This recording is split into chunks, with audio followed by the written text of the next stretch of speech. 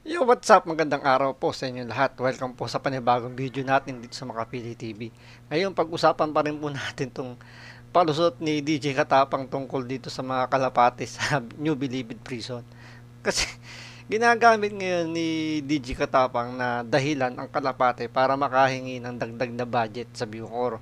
Pambili raw o para magkaroon daw sila ng mga high-tech na gamit para ma-inspect yung mga dumadalaw. So, panoorin natin kung bakit kalapati ang sinisisi rito ni DJ Katapang sa mga naipupuslit na mga droga.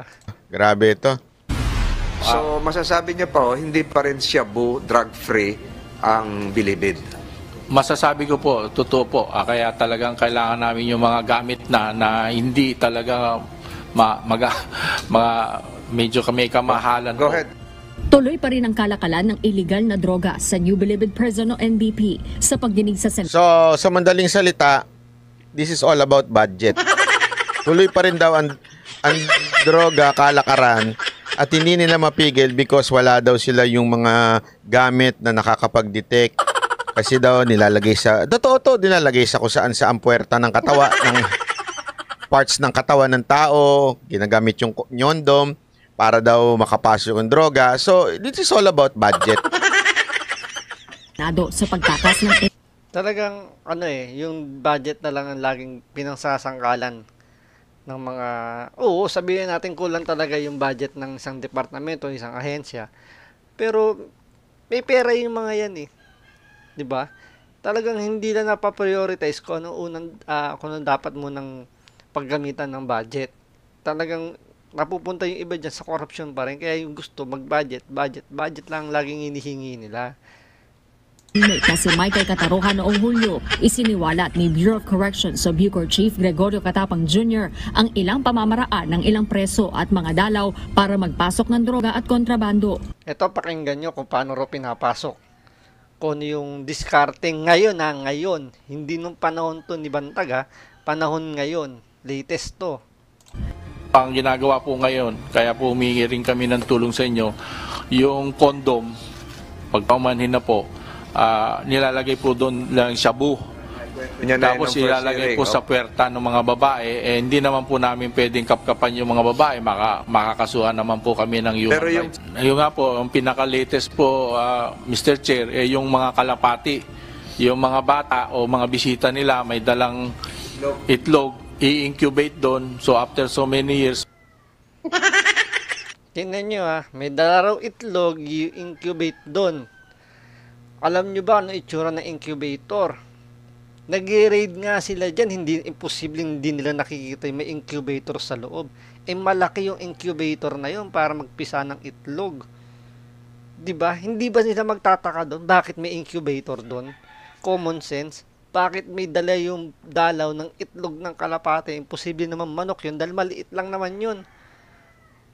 'Di ba? Tapos 'di ba sila nag-iisip bakit yung dalaw na bumisita paglabas may dalang kalapate galing sa loob? Hindi ba lang naisip 'yon? 'Di ba?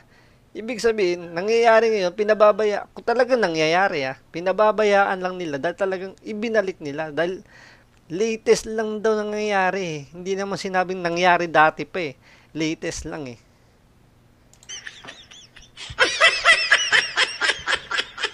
Kailangan ng budget dahil kalapati ang nagdadala ng... Kasi ganito daw, yung bisita may daladalang itlog. Ang laki ng problema, hayop! Hayop! Laki ng problema, may daladalang itlog. Tapos, yung mga nakakulong, yung mga PDL, palalakihin. Pabibiyakin yung itlog, palalakihin. Tapos, biglang ibibigay pag may dalaw. Di ba? Parang ang laki ng problema. Sabi nga ni Banat ba, ang laki ng problema yun sa itlog ng kalapate. Napakasimple lang naman na solusyon dyan. Huwag niyong papasukin. Kunin nyo, kumpiskahin nyo. Di ba? Tanungin nyo, bakit may kalapating nilalabas dyan yung mga dalaw? Pumunta yun, wala naman dalang kalapate. Tapos paglabas, meron. Di ba? Tapos doon ilalagay yung droga para pag pinalipad ng dalaw, mapupunta na sa kanila yung droga. Anak ng buwewe naman. Bakit hindi nyo basagin yung itlog? Don't tell me nilagay di sa puwerta yung itlog. Di basag yun. Anong klaseng puwerta? Lambot. Sabi ko nga, napakalaki ng problema ni Katapang, ha? Yung itlog. Hay! Ang laki ng problema, budget ang sagot, itlog. Eh, di basagin nyo! Anong problema yan? O kung hindi man itlog ang dalhin, kalapate, eh di patayin nyo! Sorry, ha? Kung may mga animal rights dyan. O sige, wag nyo na lang patayin. Baka mamaya Kumpiskahin nyo na lang. Yun lang naman pinakano dyan, common sense lang eh. Diba? Pumasok walang dala yung bisita. Paglabas meron, ano to? May Kaya nga kulungan yan. Imposibleng merong mall sa loob at bibigyan mo ng pasalubong yung mga bumisita sa'yo. Kaya nga bibisitahin ka, yung bisita may dalang pasalubong. Yun ang dapat inspekin ng mga bantay. Primarily ha, yun dapat ang ginagawa nila. Ngayon, kung napansin nila, lumabas yung bisita may dalang pasalubong galing sa loob, ba mag-isip-isip ka. Inspekin mo, di ba? Common sense. maano pa tayo dito eh. Eh di ikunin nyo yung kalapate, uwi nyo, laking problema. Don't tell me yung kalapate nilagay sa kondom, nilagay sa puwerta. Para may pasok.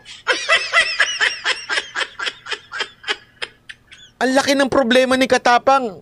Ako, kusinador lang talaga ako. Sige na, banat ba? Takbo na.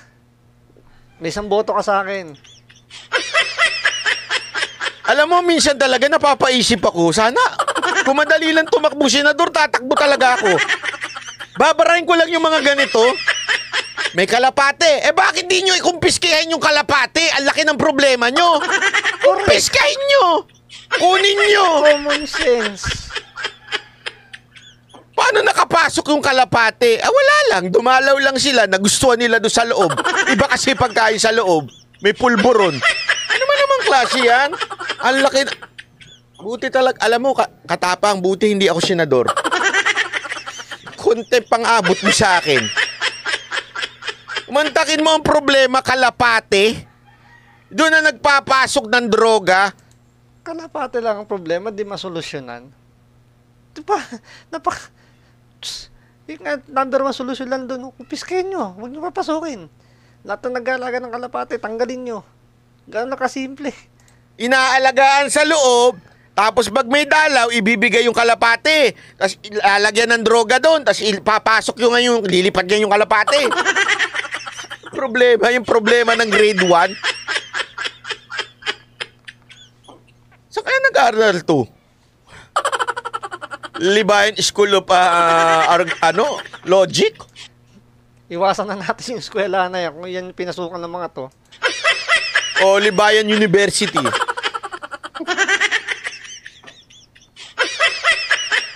Hindi, di ba? Alam mo na nga kalapate.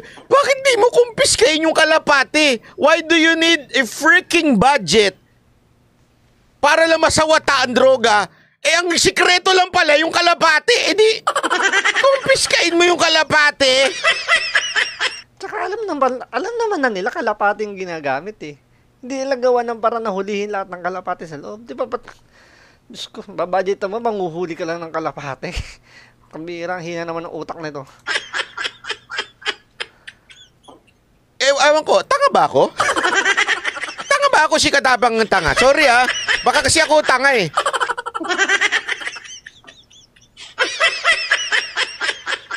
Baka nga sa susunod, dagana eh. Hindi, kasi po talaga ang totoo niya, nakuha na namin yung kalapate. Siyempre, kinuha, sabi nyo, confiscated. Yung problema, may mga daga. Yung daga, dumadaan yun sa dun sa ilalim. Tapos, siyempre, di naman makikita yung daga. Yung daga, meron sa puwerta. Inaalagaan niya ng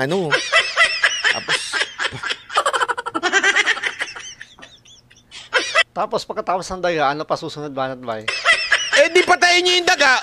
Actually po, napatay na namin yung daga eh. Kaya lang ngayon, ang pinampatay namin yung pusa. Yung pusa naman ngayon, Yung pusa naman ngayon nagdadala ng droga. Diyos ko po. yung lumalabas. Tapos yung pusa, inaalagaan niya yun yan. Tapos paglabas ng pusa, binibigay doon sa mga kapamilya nila, ilalagay sa puwerta naman. Para ipasok ng pusa. Pusang gala naman talaga. Katapang. Eh di, huliin niyo yung pusa. Oo, actually, ginawa na rin ng paraan yan. Aso naman.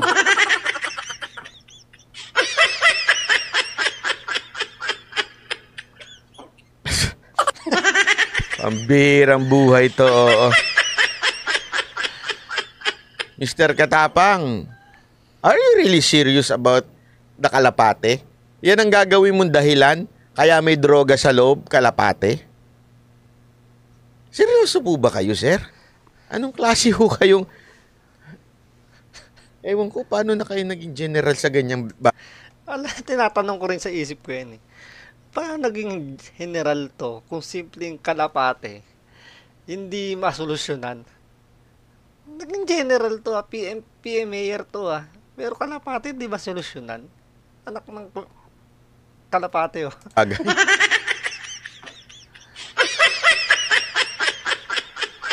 Isipin mo, ang problema, Kalapate. Kalapate ang problema kaya may droga sa loob ng bilibid.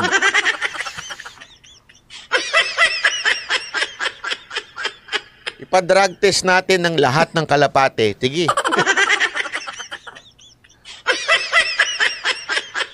Hindi ko talaga alam kung bakit may mga ganitong opisyal tayo sa gobyerno. So many months, mapipisa. Tapos palalakihin, tuturuan yung mga Kalapati maglipad-lipad doon sa paikot. Pagdating naman ng mga bisita nila, ibibigay yung Kalapati. Tapos matututo na yung Kalapati bumalik doon sa kanilang mga pug. Ayan na, sa kanya nang galing. Ibibigay sa dalaw yung Kalapati. Kung ikaw bantay, hindi ka magtataka. Bakit binigyan ng Kalapati to? Di ba? Hindi pagbawal nyo yung Kalapati. Diyos ko po, Katapang. God. Ayon kay Katapang, tinatayang aabot sa 200 gramo o katumbas ng 2 milyong piso ang halaga ng shabu na nakumpiska sa bilibid. 200 gramo? Tapos Kalapate ang may Di ba tingnan yung logic ha? 200 gramo, equivalent sa 2 milyon yung presyo. Ipagkakatiwala mo sa Kalapate na anytime pwedeng hindi na umuwi yan, anytime madagit yan, anytime may mapunta sa iba yan. Di ba iba yung 2 milyon na droga? Di ba? Common sense. Pambirang Kalapate ni Katapang.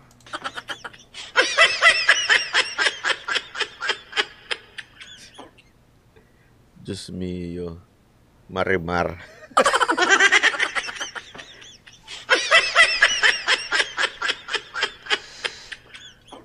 Ewan ko nga dapat binarato ng mga senador Pambira.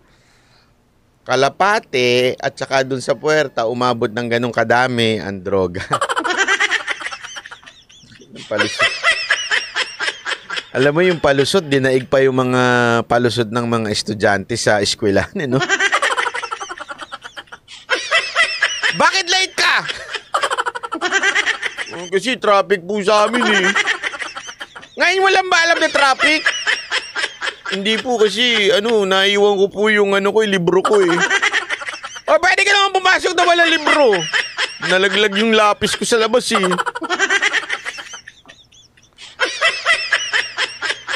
Grabe. Alam mo yung mga palusot na alam mong napakasimpleng palusot na alam mo hindi ka alam mo yun, yung gagawa ka lang ng dahilan pero alam mo hindi naman lulusot.